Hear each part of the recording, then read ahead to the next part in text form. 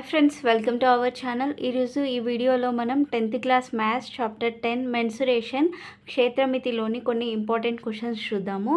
So దాంట్లో first one వచ్చేసి చూడండి, ఘనం సంపూర్ణతల వైశాల్యము 54 సెంటీమీటర్ స్క్వేర్ అయిన దాని యొక్క భుజం ఎంత అని అన్నాడు.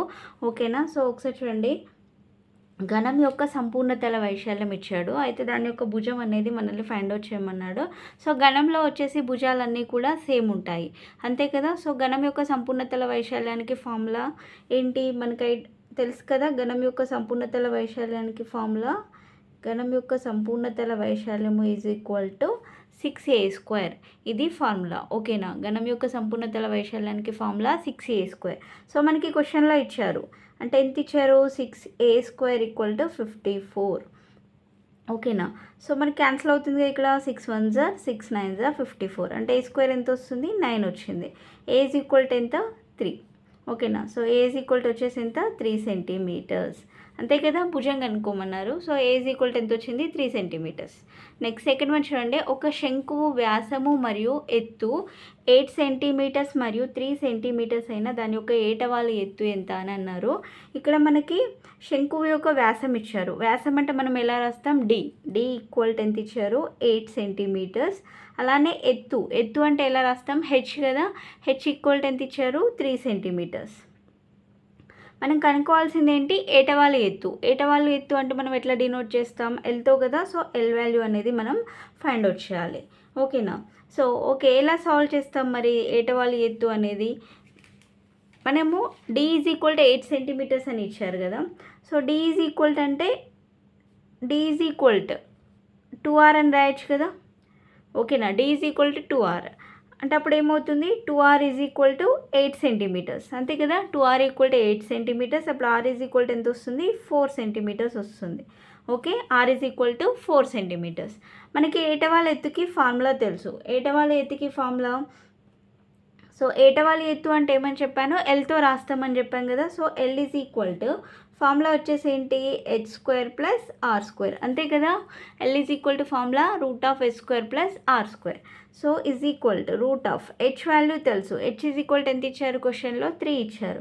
అంటే 3² ప్లస్ r వచ్చేసి 4 సెంటీమీటర్స్, అంటే 4². సో దట్ 3² అంటే 9 ప్లస్ 4² అంటే 16. సో దట్ 9 + 16 అంటే 25. సో √25 అంటే దాని వాల్యూ ఎంత, 5, అంతే కదా. సో ఎల్ వచ్చేసి 5 సెంటీమీటర్స్. ఏటవాళ్ళ ఎత్తు అంటే ఎల్తో రాస్తాము. సో ఎల్ ఎంత, 5 సెంటీమీటర్స్. నెక్స్ట్ క్వశ్చన్ చూడండి, 2 గోళాల ఘనపరిమాణాల నిష్పత్తి 8:27 అయినా వాటి వక్రతల వైశాల్యాల నిష్పత్తి ఎంత అని అడిగాడు. సో గోళాల ఘనపరిమాణాల నిష్పత్తి అన్నాడు. సో గోళం యొక్క ఘనపరిమాణానికి ఫార్ములా తెలుసు మనకి. సో గోళం యొక్క ఘనపరిమాణానికి ఫార్ములా ఏంటి, 4/3 πr³, అంతే కదా. ఇది ఫార్ములా. కాకపోతే ఇక్కడ మనకి 2 గోళాలు ఇచ్చాడు కాబట్టి సో 2 తీసుకుందాం. ఒకటి r1³ అని తీసుకుందాం, అంటే ఒకటి రేడియస్ వచ్చేసి r1, ఇంకొకటి r2 తీసుకుందాం. ఎందుకంటే ఇక్కడ 2 గోళాలు ఉన్నాయి కాబట్టి. సో వాటి యొక్క రేషియో నిష్పత్తి అన్నాడు కాబట్టి 4/3 πr1³ ఒకటి, 4/3 πr2³ ఒకటి. ఓకేనా. So that 8:27. ఓకేనా. దాని యొక్క రేషియో వచ్చేసి ఎంత ఇచ్చారు, 8:27. ఇక్కడ 4/3 క్యాన్సిల్ అయిపోతుంది, పై క్యాన్సిల్ అయిపోతుంది. ఇక్కడ ఏం మిగిలింది, r1³ r2³ = 8:27. ఓకేనా. సో అప్పుడు r1³ r2³ అంటే r1³ / r2³ అని రాయొచ్చు కదా, = 8/27. ఓకే, 8/27. అంటే దీని అర్థం ఏంటి, r1³ = 8, r2³ = 27, అంతే కదా. సో r1³ 8 అంటే 8ని మనం ఏం రాయొచ్చు, క్యూబ్ లాగా వచ్చేటట్టు 2³ అని రాయొచ్చు కదా. 2³ అంటే 8, అంటే r1³ = 2³ అయినప్పుడు r1 ఏంటి, 2 కదా, అంతే కదా. సో ఎక్స్పోనెంట్స్లో ఇవన్నీ చూసాం మనము, అంతేనా. r1 = 2 అవుతుంది. నెక్స్ట్ r2³ = 27 ఏమని రాయొచ్చు, 3³ అని రాయొచ్చు. ఓకే. 3 × 3 × 3, 3ని 3 టైమ్స్ మల్టిప్లై చేస్తే 27 వస్తుంది. సో r2³ 3 అయినప్పుడు r2 ఏమవుతుంది, 3 అవుతుంది. ఓకేనా. ఓకే. సో నెక్స్ట్ ఒకసారి ఇక్కడ చూడండి, అది దేని బేస్ చేసుకొని అంటే a power m is equal to b power m అయినప్పుడు ఏ ఈజ్ ఈక్వల్ టు ఏమవుతుంది, బి అవుతుంది అనమాట. ఓకే, పవర్స్ అనేవి సేమ్ ఉన్నప్పుడు వాటి యొక్క బేసిస్ అనేవి ఈక్వల్ అవుతాయి. ఓకేనా, ఇవన్నీ మనం ఎందులో అంటే ఆల్జిబ్రాలో ఎక్స్పోనెంట్స్లో చూస్తున్నాము. సో అయితే ఇప్పుడు మనల్ని రేడియస్ అనేది వచ్చింది. ఇక్కడ వక్రతల వైశాల్యాల నిష్పత్తి కనుగొనమన్నాడు. సో వక్రతల వైశాల్యాల నిష్పత్తికి ఫార్ములా తెలుసు. ఏంటి వక్రతల వైశాల్యాలకి ఫార్ములా వచ్చేసి 4πr1² is 4πr2². Okay, so ఇది వక్రతల వైశాల్యాల నిష్పత్తి, వక్రతల వైశాల్యాలు. ఓకే, గోళం యొక్క వక్రతల వైశాల్యానికి నిష్పత్తి ఏంటి, 4πr². ఇక్కడ రెండు గోళాలు ఉన్నాయి కాబట్టి ఒకటి R1 ఒకటి R2 తీసుకున్నాం. ఓకేనా, 4π అనేది క్యాన్సిల్ అయిపోతుంది. సో దాట్ ఈక్వల్ R1² అంటే R1 అంటే ఎంత, 2 అంటే 2² ఈస్ట్ R2² అంటే R2 ప్లేస్లో ఎంత ఉంది, 3 ఉంది అంటే 3². సో దట్ ఈక్వల్ 2² అంటే 4, 3² అంటే 9. సో ఇది వక్రతల వైశాల్యాల యొక్క నిష్పత్తి. ఆన్సర్ వచ్చేసి ఎంత, 4:9. ఓకే, సో నెక్స్ట్ క్వశ్చన్ చూడండి, 4th వన్లో ఘనం యొక్క సంపూర్ణతల వైశాల్యము 96 ఘనపు సెంటీమీటర్స్ అయిన ఘనం యొక్క భుజం ఎంత అన్నాడు. సో సేమ్ ఇంతకుముందు చేసాం కదా, అలానే చేయాలి. ఘనం యొక్క సంపూర్ణతల వైశాల్యానికి ఫార్ములా ఏంటి, ఘనం సంపూర్ణతల వైశాల్యంకి 6a². ఓకేనా, 6a². So 6a² equal to క్వశ్చన్లో మనకి ఎంత ఇచ్చారు, 96 ఇచ్చారు. సో దీని నుండి a² ఈక్వల్ టు ఏమవుతుంది, 96/6.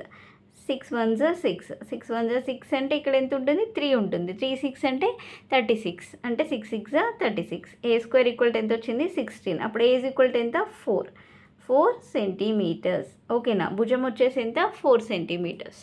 నెక్స్ట్ దీంట్లో 5th క్వశ్చన్ చూడండి, 7 సెంటీమీటర్ల భూవ్యాసార్థం కలిగిన శంకువు ఘనపరిమాణము 462 ఘనపు సెంటీమీటర్స్ అయినా దాని యొక్క ఎత్తు కనుగొనండి అన్నాడు.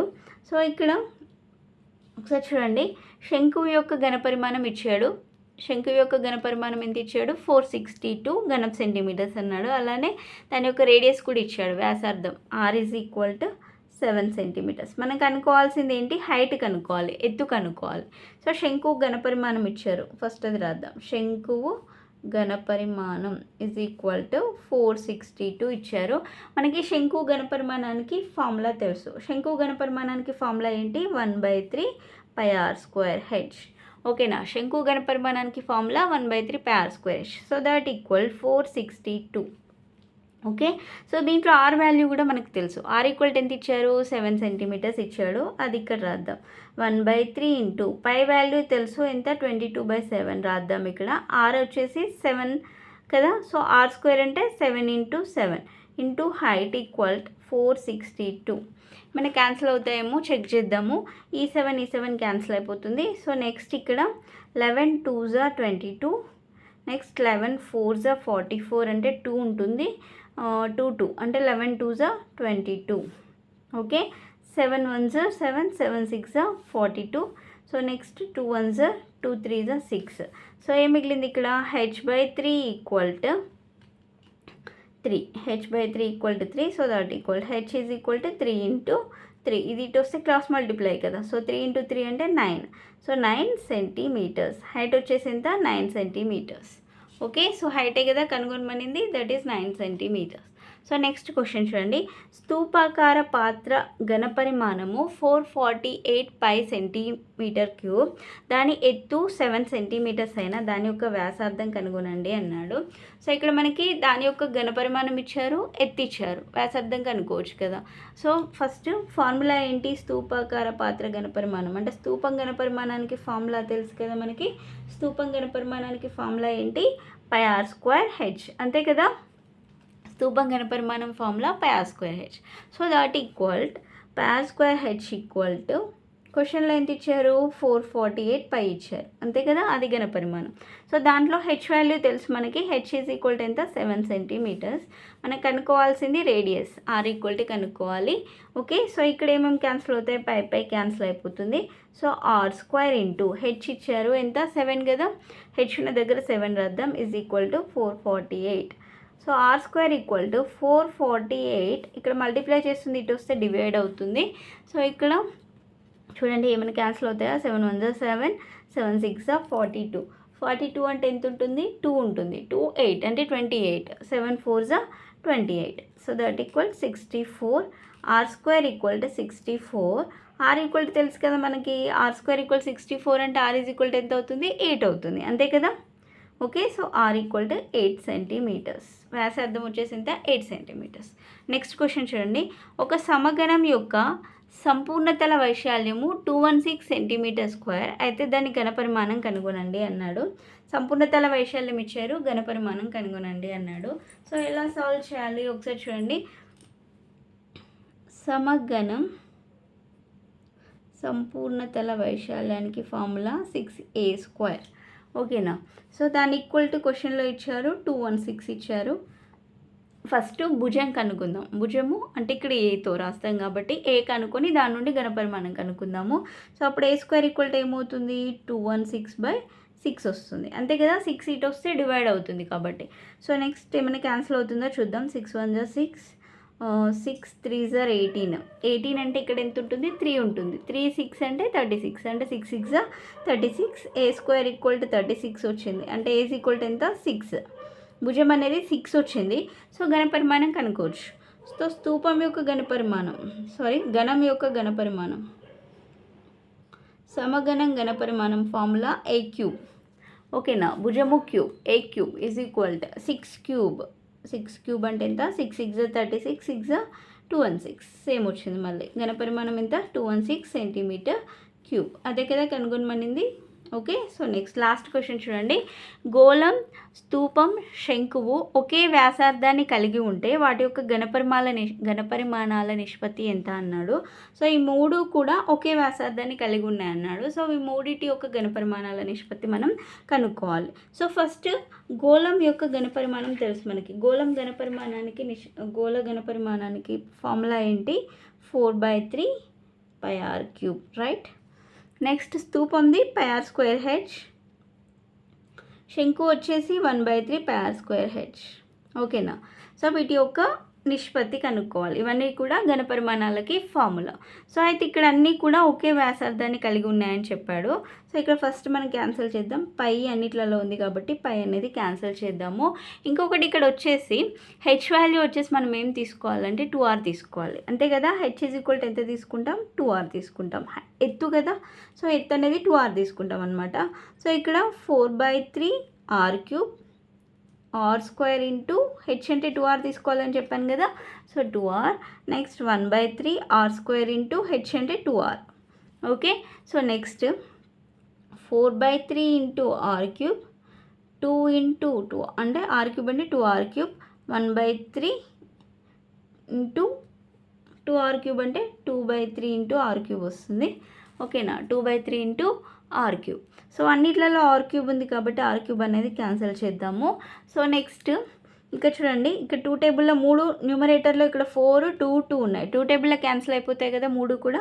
సో 2 1 2, 2 1 2, 2 2 4. ఏం మిగిలింది ఇక్కడ మనకి? 2/3 ఈస్ట్ 1/3 వచ్చింది. ఓకే, సో ఇక్కడ మనకి డినామినేటర్లో ఇక్కడ 3 ఉంది, ఇక్కడ 3 ఉంది, కానీ ఇక్కడ 1 ఉంది. 1 ఏం లేదు అంటే 1 అని తీసుకోవాలి. అంటే ఇక్కడ 3 రావాలంటే దీన్ని మనం దేంతో మల్టిప్లై చేయాలి? దీన్ని 3తో మల్టిప్లై చేయాలి. అప్పుడు ఏమవుతుంది? రేషియో వచ్చేసి 2:3:1. సో దీని యొక్క ఘనపరిమాణాల నిష్పత్తి ఎంత? ఈ మూడిటి యొక్క ఘనపరిమాణాల నిష్పత్తి ఆన్సర్ వచ్చేసి 2:3:1. ఓకేనా. సో ఇంకా రిమైనింగ్ క్వశ్చన్స్ అనేవి నెక్స్ట్ వీడియోలో ఎక్స్ప్లెయిన్ చేస్తాను. ఈ వీడియో కనుక మీకు నచ్చినట్లయితే ప్లీజ్ లైక్ చేయండి, షేర్ చేయండి, సబ్స్క్రైబ్ చేసుకోండి. Thanks for watching.